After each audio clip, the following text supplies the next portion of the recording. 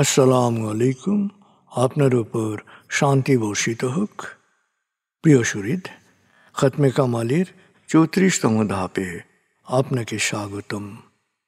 আপনি জানেন, রোগ শোক, বিপদ আপদ, আসমানি জমিনি বালা মুসিবত, সকল ধরনের অস্থিরতা, অশান্তি, অনিশ্চয়তা, নিরাপত্তাহীনতা, দুর্যোগ, দুর্বিপাক, আজাব গজব থেকে মুক্তির জন্যে খতমে কামালি এক সহজ আমল। খতমে কামালির এই আমলের মধ্য দিয়ে প্রার্থনাকারী প্রার্থনার সাথে মিশে যান। আসলে প্রার্থনাকারী যখন প্রার্থনার সাথে মিশে যান, তখন প্রার্থনা কবুল হয়। খতমে কামালি প্রার্থনা কবুলের এই পরম মুহূর্তে আপনাকে নিয়ে যাবে। তাই নিজের, অন্যের, সমাজের, দেশের, মানব জাতির যে কোনো কল্যাণের নিয়তে আপনি এই আমলে অংশ নিন। আপনি সকল বিপদ আপদ, বালা মুসিবত মুক্ত হন। আপনার জন্যে কল্যাণকর সকল দোয়া আল্লাহ কবুল করুন। সব সময় আল্লাহ আমাদেরকে তার রহমতের ছায়ায় রাখুন। এই কামনা করে আমি শহীদ আল বুখারী মহাজাতক খতমে কামালির পুরো প্রক্রিয়ায় আপনার সাথে থাকছি। আসুন এবার আমরা ডুবে যাই সত্যের গভীরে।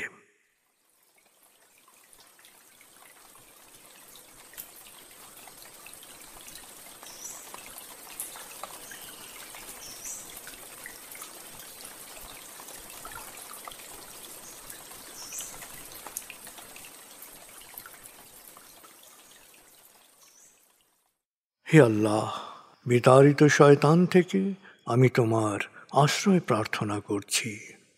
দয়াময় মেহেরবান আল্লাহর নামে। আয়াতুল মুলক। হে আল্লাহ, সকল ক্ষমতার মালিক, তুমি যাকে ইচ্ছা ক্ষমতা দান করো, যাকে ইচ্ছা ক্ষমতাচ্যুত করো, যাকে ইচ্ছা সম্মানিত করো, যাকে ইচ্ছা অপমানিত করো। তুমি সর্বশক্তিমান, সকল কল্যাণ ও মঙ্গলের আধার।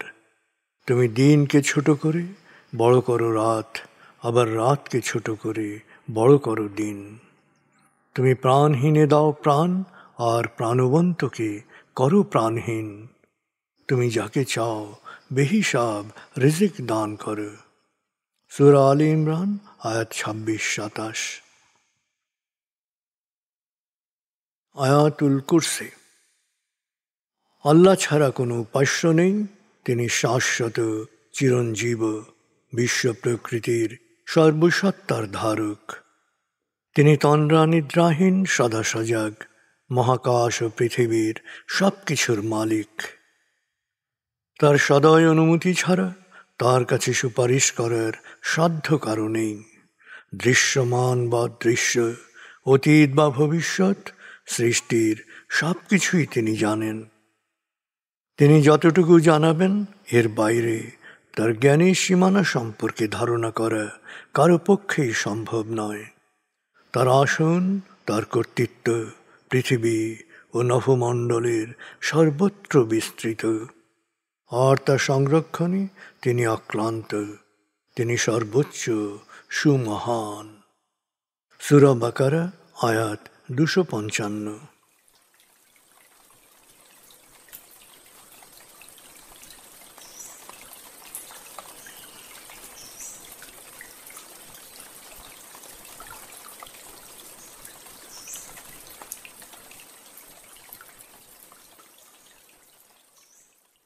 আসুন আমরা ধীরে ধীরে ডুবে যাই হৃদয়ের গভীরে নবী প্রেমে।